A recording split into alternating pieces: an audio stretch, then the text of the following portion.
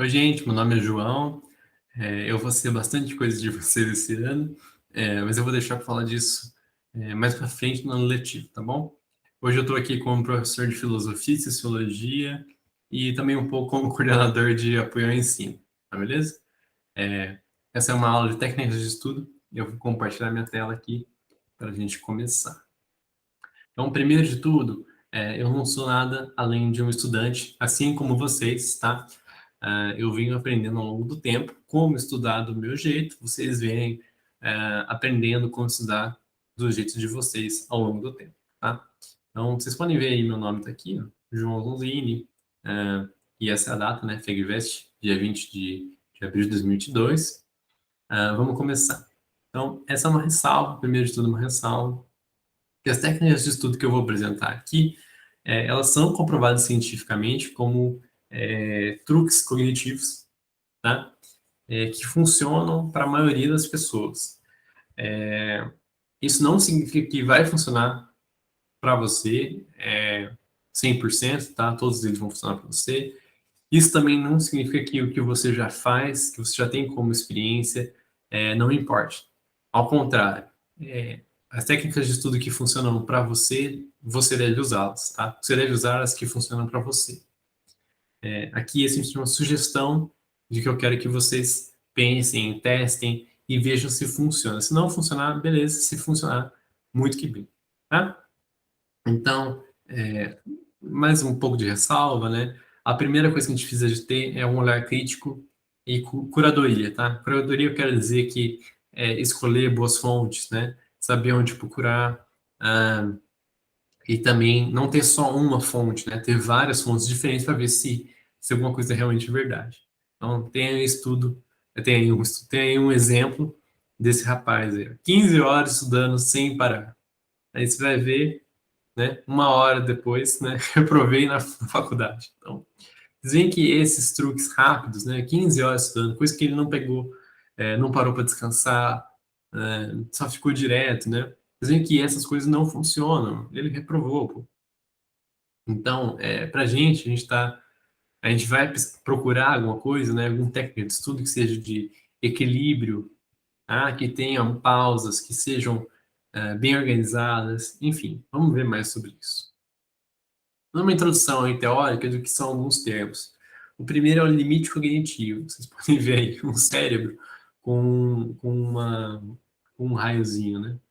O limite cognitivo nada mais nada menos do que um limite que o nosso cérebro tem, a gente como humano tem, de interações racionais com o mundo ao longo do dia. Então, se vocês fazem muitas coisas ao longo do dia, por exemplo, estudam muito no começo do dia, na manhã, né? Sei lá, pegam para fazer outras coisas, tipo um trabalho de tarde, a hora que vocês chegarem de noite, vocês não vão estar mais racionalizando, né? Com clareza. Vai estar cansado, você vai estar começando a fazer erros, né? Então, esse é o limite cognitivo em ação. A gente não consegue fazer, a gente tem um número limitado de interações racionais com o mundo, tá?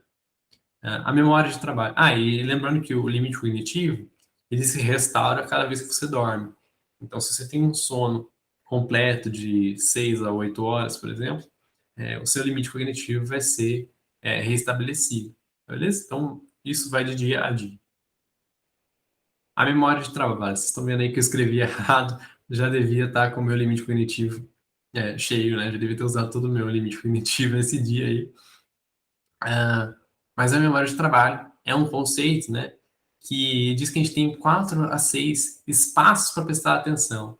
Pensa neles como caixas, né? Então, por exemplo, agora eu estou prestando atenção na minha gravação, no meu slide, ah, no movimento das minhas mãos, como está a iluminação no meu quarto, para ver se vocês estão me enxergando direito. Tá vendo? Então, eu juntei essas 4 caixas de atenção, tá? De tal forma que eu não consigo prestar atenção em mais nenhuma outra coisa. Eu não consigo prestar atenção no que está acontecendo no meu celular aqui do meu lado, não consigo prestar atenção no que está acontecendo na minha janela, porque eu tenho 4, né? Se eu tenho 4 espaços para prestar atenção, os 4 já estão preenchidos. Então, isso ocupa muito, né? Atrapalha muito quando a gente está estudando e tem muitas distrações, tá beleza? A gente não consegue fazer um trabalho realmente focado. Então, sei lá, se tem TV tocando no fundo, se tem cachorro latindo e se tem o seu celular pitando do seu lado, você só vai ter um espaço para focar no que você está trabalhando. Isso não é bom, a gente prefere ter mais espaços, beleza? Se vocês conhecem alguma coisa de computador, né, a memória de trabalho é muito semelhante à memória RAM do computador.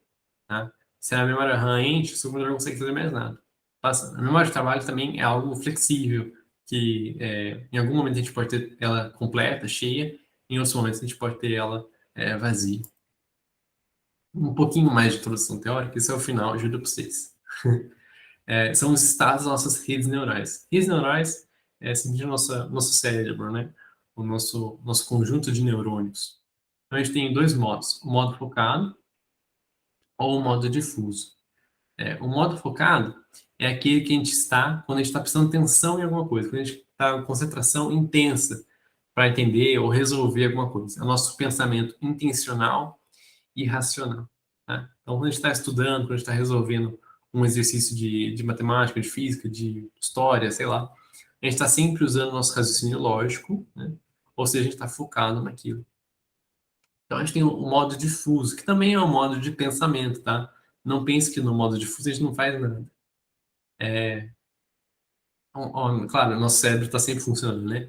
Mas no modo difuso, a gente não está concentrado em alguma coisa, a gente está em um piloto automático e o nosso pensamento flui livremente. Ou seja, quando você está lavando louça, por exemplo, né? Você já lavou louça 1000 vezes na sua vida. Então você não está com um pensamento intencional, racional no lavar a louça. Às vezes a pessoa tem costume de lavar a louça ouvindo rádio, ou vendo TV, né? Ah, isso são coisas que a gente consegue fazer, né, sem ter o nosso pensamento focado. Antes de dormir, isso acontece muito, né? A gente fica com a mente fluindo para lá e para cá. Durante o banho, né, no chuveiro, isso também é muito comum, quando a gente tem aquelas ideias geniais, né? Então você vê que o modo difuso, apesar dele não ser esse pensamento intencional, racional, ele tem o seu valor. Veja como eu falei quando a gente está no banho, às vezes a gente tem aquele momento de realização. Ah, entendi aquele conceito de física que eu não estava conseguindo entender. Tive uma ideia muito boa para alguma coisa, tá certo?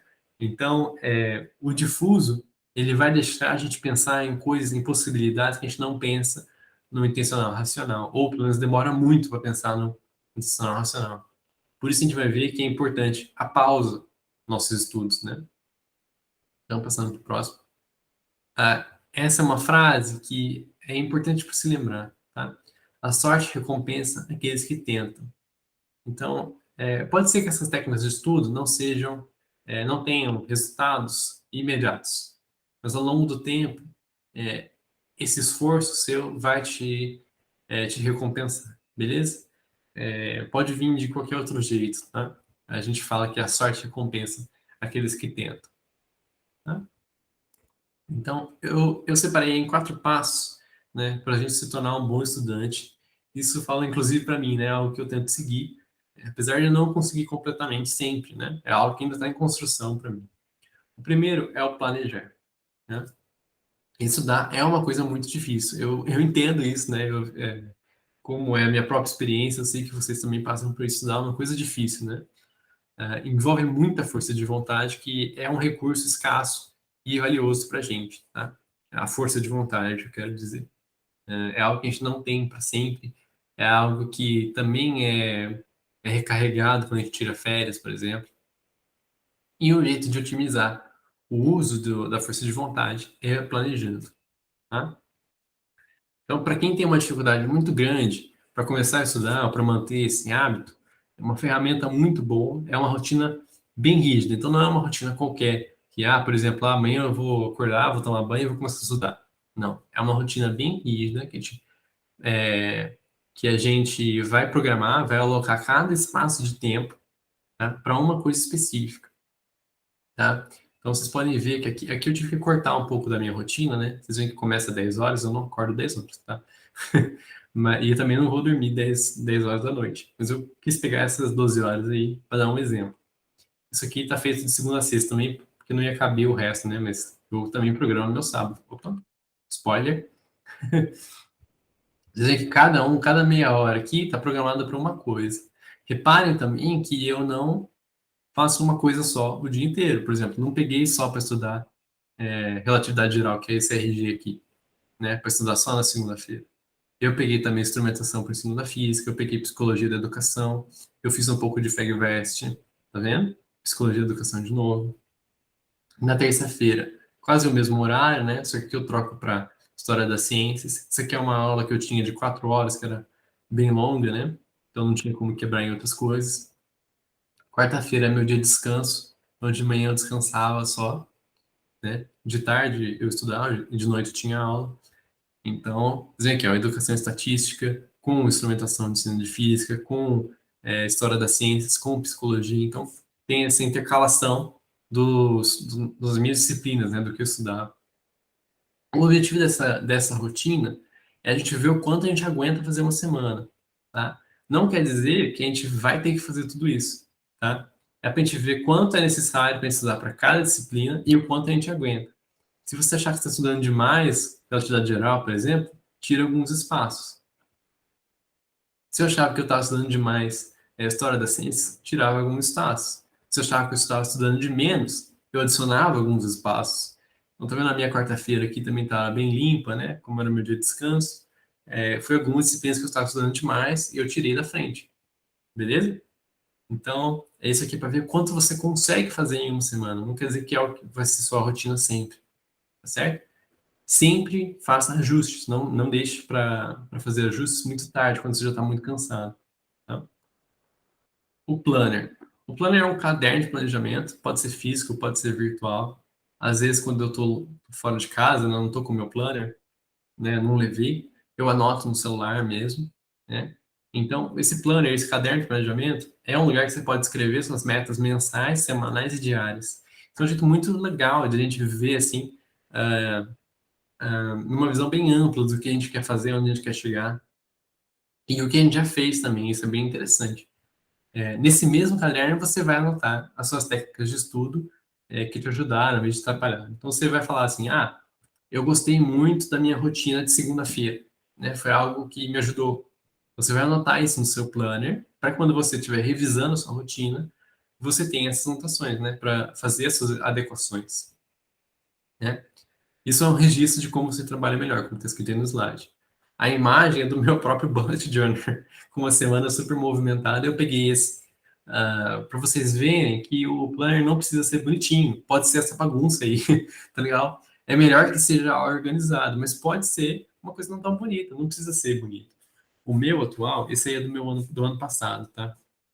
Vocês podem até ver, tem escrito aula de nivelamento, né? E foi algo que a gente fez ano passado também, né? Esse aqui do meu ano atual, né? Ele é bem mais bonitinho, né? Esse aqui também foi uma semana que aconteceu muita coisa.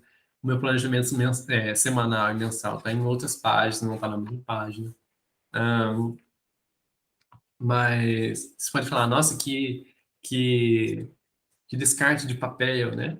Mas depois eu venho atrás, eu faço uns desenhos, né? Algo bem simples também. Para não jogar fora esse papel, né? Claro, economizar. Enfim, lembra que não precisa ser algo bonito. Esse aqui tá bem bonitinho, não precisa ser assim. Tá? Pode ser do jeito que vocês quiserem, não precisa ser bonito. Não tem essa pressão de ser bonito, tá? Porque às vezes você vê muito na internet bullet journals lindos e maravilhosos, não sei o quê. Deixa disso, tá bom? Aqui eu fazia meu planejamento semanal e aqui eu fazia os diários, tá? Mas vocês podem fazer se vocês quiserem também, isso é bem livre. Vamos lá. Os hábitos. O jeito de deixar o hábito de estudar menos exigente, né? A gente usar menos nossa força de vontade, é para manter o hábito de estudar. Como está dizendo aí no slide, né? Estudar muito em um dia exige demais, enquanto estudar menos em vários dias é melhor. Então, por exemplo, ó, tá vendo como o HC aqui, História da Ciência, está bem diluído na minha rotina, né? Está bem diluído. Eu estudava 1 hora por dia, aqui eu estudei 2 horas, né? No sábado eu estudava mais. Enfim, esse era um jeito de diluir bem o seu hábito de estudar, beleza? Para não ficar algo muito cansativo. Então, um hábito tem 4 componentes: a deixa, o hábito, a recompensa e a crença. A deixa é um gatilho que faça você começar o hábito. Por exemplo, ver na sua agenda que você tem que estudar, beleza? Se está lá na sua agenda, no seu bullet journal, que você precisa estudar hoje matemática, você vai entrar no hábito, né, na rotina, que é estudar matemática. A recompensa de estudar matemática pode ser o que você quiser. Se você quiser, toda vez que eu estudo meia hora, eu ganho um açúcarzinho, né, um docinho, né? Pode ser isso. Pode ser simplesmente, né, o gosto de estudar, né? Ter feito alguma coisa útil, né? Algo produtivo. A crença. A crença é você ter a noção de que o hábito é bom para você. Então, se eu tenho o hábito de comer chocolate, a recompensa é o prazer de comer chocolate. E a crença é, o chocolate me faz bem, me faz me sentir bem. É, e a gente pode mudar isso, né? A gente pode mudar esse entendimento de que chocolate não é tão bom, né? É um açúcar, enfim. Agora, a mesma coisa acontece com o estudo. Se eu tenho a crença que o estudo não é bom para mim, é algo chato, é algo maçante, eu não vou estudar, não vou conseguir manter esse hábito. Agora, se eu penso, eu estou estudando porque eu quero passar no vestibular, que vai ser algo bom para mim lá na frente. Enfim, essa crença vai, né, recompensar o hábito, beleza? Reforçar o hábito na sua cabeça, digamos. Então, a deixa, a recompensa, a crença por si só não são coisas nem ruins nem boas, tá? Elas trazem significado conforme você as dão, tá? Próximo passo é a gente organizar, né?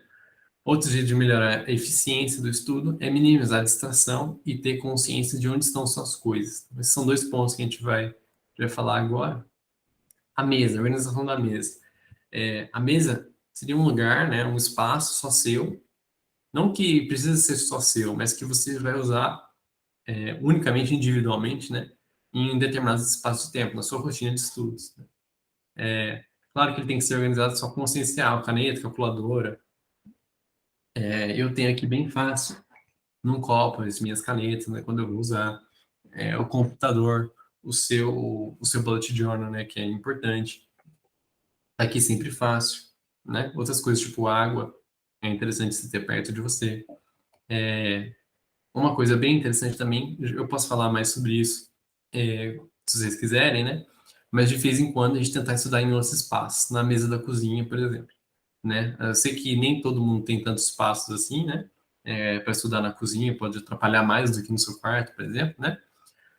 Mas é importante, porque quando você for fazer o vestibular, você vai estar em um lugar que você nunca viu, ou pelo menos muito diferente do que onde você está estudando, né?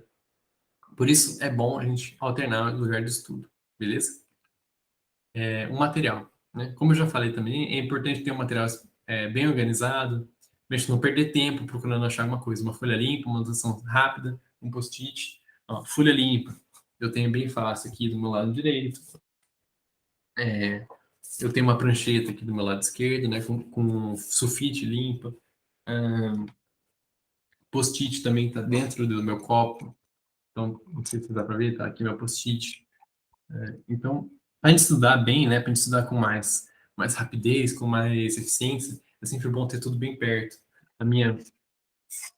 Geralmente minha régua fica dentro do copo também, tá vendo? Ó, esse aqui é de anotação rápida, flashcard também que a gente vai falar, tá? Terceiro passo, realmente estudar, né? Pôr a mão na massa. E aqui estão as técnicas de estudo propriamente ditas. A técnica Pomodoro. Essa é uma técnica que eu adoro, tá? Eu tento fazer ela ao máximo, né?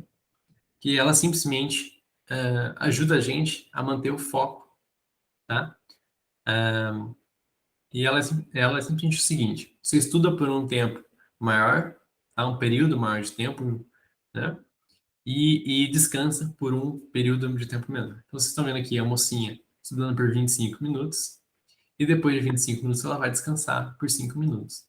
Tá? Descansar envolve qualquer coisa, mexer no celular, ver o Instagram, ver o YouTube, tá? Conforme que contanto que você consiga voltar a estudar depois de 5 minutos, né? Não vai estudar por 25 minutos e mexer no celular por 50, né?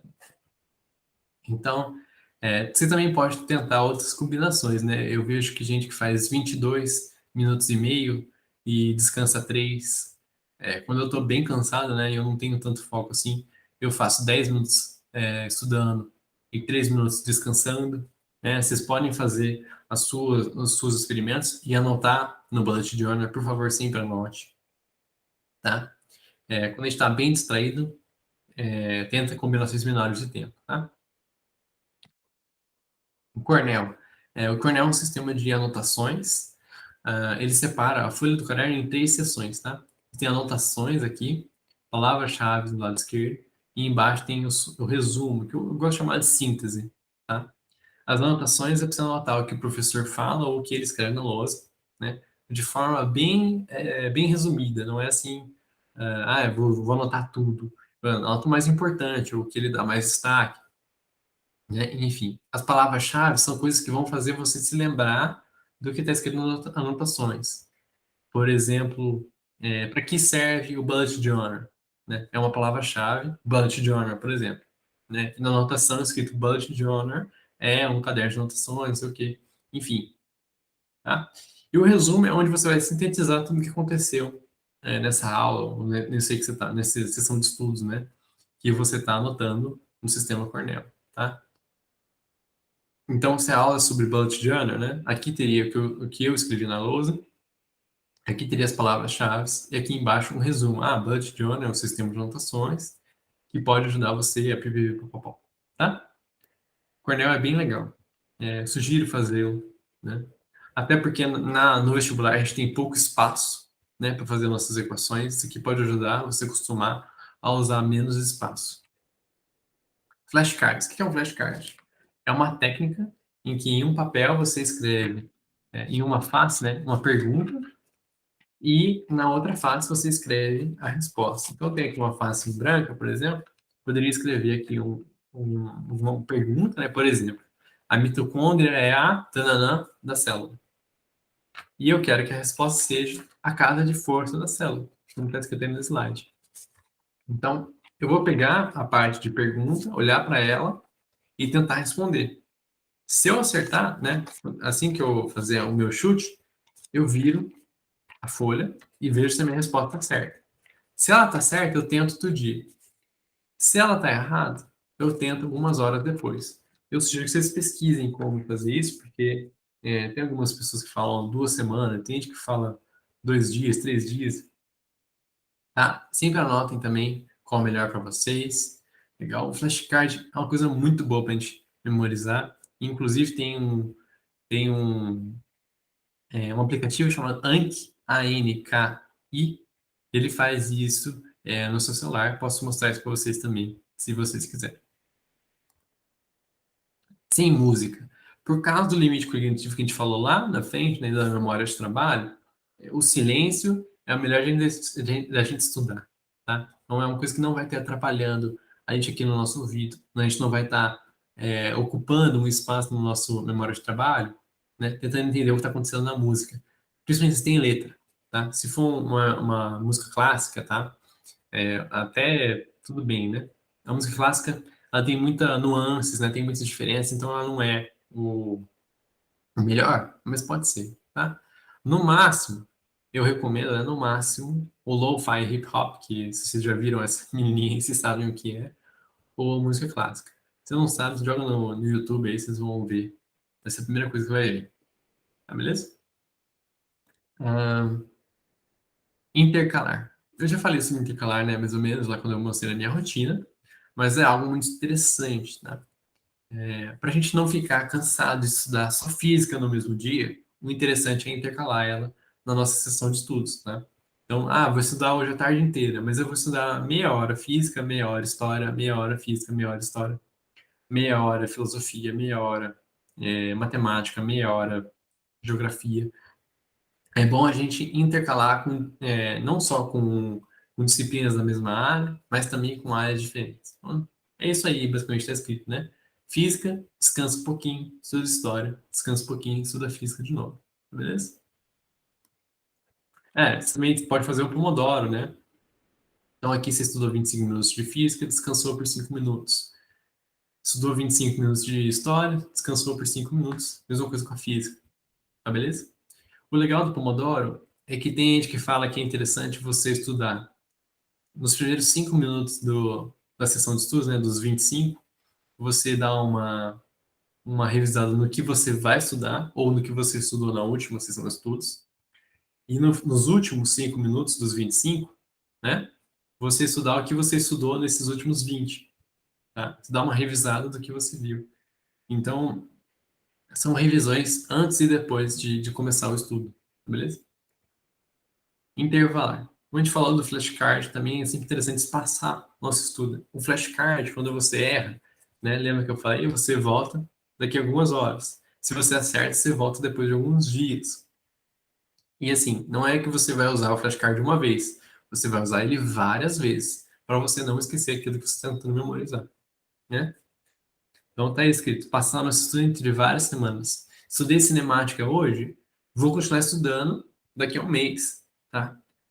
Claro que em menores tempos, né? Eu não vou ficar estudando toda a cinemática de novo, mas vou dar uma revisada, né?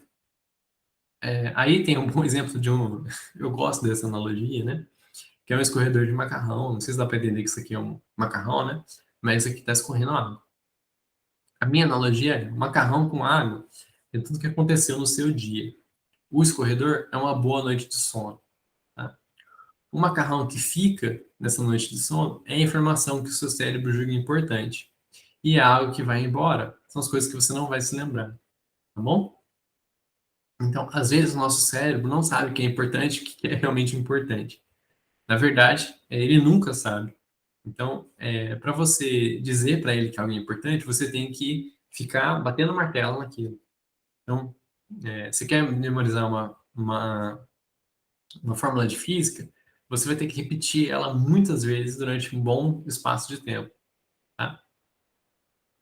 Para que o seu cérebro entenda que isso é importante e não reter, quer dizer, e reter essa informação na sua noite de sono, beleza? Algo muito importante também é a noite de sono, algo dos mais importantes, né? Você conseguir durma mais de 8 horas, tá? Pelo menos 8 horas por dia. Quarto passo é o motivar.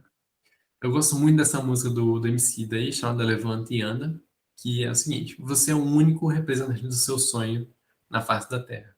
Se isso não vai fazer você correr, chapa, eu não sei o que vai. Então, a gente é o único representante do nosso sonho na face da Terra. Então, só eu tenho a minha visão de vida ideal ou de sonho, né? O que deveria ser o mundo. Se isso não me motiva, não tem por que a gente estudar, né? Então, assim como o descanso é importante para a gente manter o limite cognitivo ao máximo, né? Do memória de trabalho ao máximo, sempre, também é importante para a nossa motivação, né? Para a gente saber por que a gente está estudando, né? Vou falar um pouquinho mais disso agora, né? O descanso, né? O modo difuso deixa a gente ter ideias mais fluidas e entendimento amplo. Foi aquilo lá que eu falei lá na frente, né? Então, geralmente é no nosso descanso que a gente repara alguma coisa muito importante. É no momento de descanso que a gente faz aquela sinapse que a gente não tinha feito antes, beleza? O exercício físico. Além da liberação do hormônio, foi como a endorfina, né? É um do hormônio que a gente faz a gente sentir bem. Também foi descoberto cientificamente que o exercício físico pode regenerar neurônios. Isso que é uma coisa muito interessante. Então, isso significa que quanto mais exercício físico a gente faz, não só a gente está treinando os nossos músculos, como a gente está treinando o nosso cérebro. Bom, os hobbies. Os nossos estudos e interesses pessoais são essenciais para o nosso bem-estar e não devem ser deixados de lado. Então, vocês podem reparar que aqui no fundo, você está desse lado, está desse lado? Não, está desse lado, com certeza. Ali está meu violão, né? É algo que eu faço. Não sei se vocês conseguem ver ali embaixo, né? Por causa esse desfoque que tem na câmera, né? Ali tem meus livros, é algo que eu estudo. Eu gosto de brincar de eletrônica também, então aqui tem meu Arduino. Então, são muitas coisas que a gente pode fazer para descansar, né? A gente tem esses hobbies. Vocês viram que eu desenho no meu bullet journal, né? Enfim, são infinitas coisas que a gente pode fazer. Não sei do que você gosta, eu gosto de filmes, séries, né? Ah, mas não deixem isso de lado, não deixem de fazer as coisas que vocês gostem para focar nos estudos. São necessários para os seus estudos, beleza? É, uma coisa que eu tenho ouvido muito é o pessoal falando que está cansado de estudar momentos históricos, vivendo momentos históricos, né? Então, infelizmente, está no momento em uma crise sanitária, uma crise política, não só no Brasil, como no mundo, tá? E, infelizmente, é algo que a gente tem que lidar, né? É algo que a gente tem que estudar, é algo que a gente tem que participar, mas a gente tem que também saber dosar. Enquanto a gente presta atenção nisso, né? De novo, é o descanso, né? A gente não pode ficar prestando atenção o tempo inteiro em nossa crise sanitária e política, tá? Assim como eu falo aí, é preciso estar atento e forte, mas nem sempre, né? De vez em quando a gente pode diminuir a velocidade, prestar menos atenção. Alimentação também é uma boa dieta, aí, como eu falo, é o caminho para uma rotina saudável. Se você não está comendo direito, você não vai ter a energia para estudar, né? Para ter uma rotina com disposição, né? Lembrar aí no dia da sua prova, né? Do seu vestibular, que é a gordura da sono. Então, não comer uma coisa muito gordurosa no almoço para ir fazer o vestibular, né? Senão você vai dormir na prova. Enfim, eu também tenho outras dicas sobre isso, no ano de 2019 eu fiz um estudo sobre as melhores comidas para a gente comer antes do vestibular, né? Posso falar mais sobre isso também, se vocês quiserem. Por fim, aí, é o seguinte: o que vocês vão estudar esse ano é sem dúvidas difícil, não tem dúvida disso, né? Física é difícil, matemática é difícil, química é difícil. Isso pode não parecer encorajador, mas o problema é o motivador, né? Mas a sacada é que vocês conseguem fazer essas coisas difíceis, não é algo impossível, inalcançável, tá bom? Se a gente, professor, consegue dar aula para vocês, né? Vocês conseguem estudar essas matérias, tá? Vocês conseguem fazer coisas difíceis. Lembrem disso sempre, beleza? Por último, eu quero agradecer. Qualquer dúvida, vocês podem chamar eu aí no meu e-mail, joão.zonzini@nes.br, ou no WhatsApp que vocês vão ter daqui a pouco, né? O Davi vai adicionar vocês no grupo aí com a gente, né? E eu desejo um bom ano letivo para vocês, claro, né? Tô aí para o que precisar, se vocês, né, precisarem de alguma coisa, alguma técnica de estudo ou alguma dúvida das disciplinas, a gente está aí. Bom ano letivo.